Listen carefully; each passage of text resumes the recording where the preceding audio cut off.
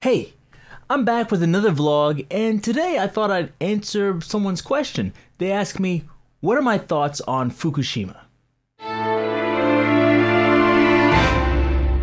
First, I'd like to just say thank you for this question. If anyone else has any questions they'd like to ask me, please leave them below. I don't mind and actually like answering people's questions in these vlogs, so let's get to it. So they asked me, what are my thoughts on Fukushima? Do I have any concerns about eating the food or drinking the water in the pan? And how do Japanese people feel about this? So first of all, my thoughts on it. At first I was a bit worried about eating foods and things, but years later it seems to be generally okay. To be honest, I don't really eat things from Fukushima, so I'm not that worried. Also, lots of the fish that I eat in my area probably don't come from Fukushima anyways, at least hopefully.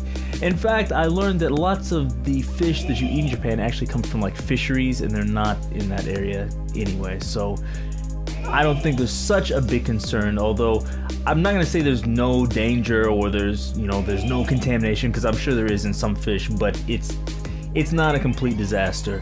Also the same with water, although I'm sure it is contaminating some water.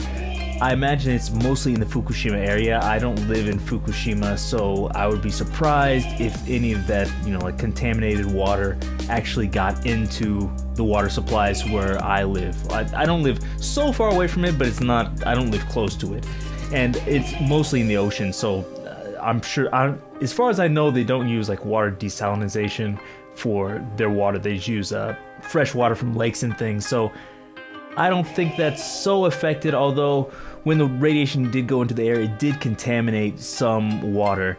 In fact, there's a kind of a bad story a few years ago, I guess it's 2012 or so, after the disaster.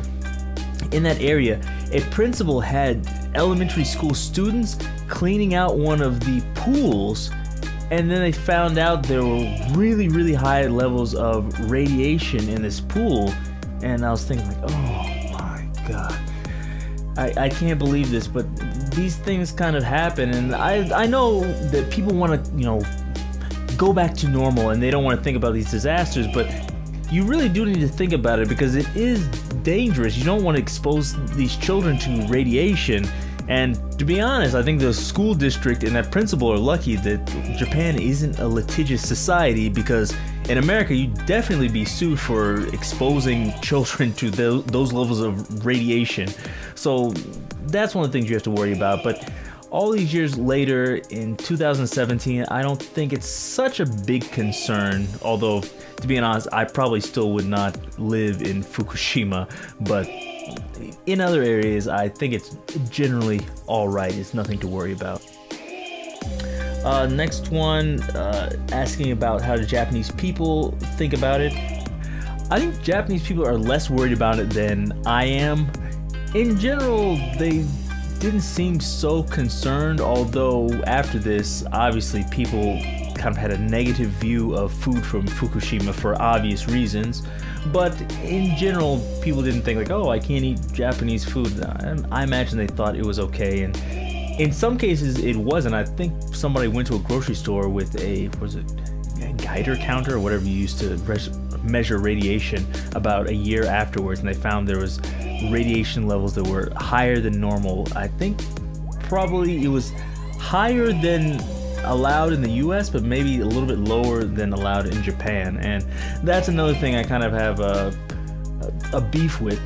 They mess with the radiation levels for health in Japan. I've heard they're higher than in other countries, and I was that's not good. And I can't really blame the Japanese government too much, or actually I can blame them, it is their fault, but other governments do the same thing. I don't trust the government to give me accurate information about these types of problems. And the biggest news provider in Japan is called NHK, and it's not the government, but you're forced to pay for it if you have a television, and so I can't trust them.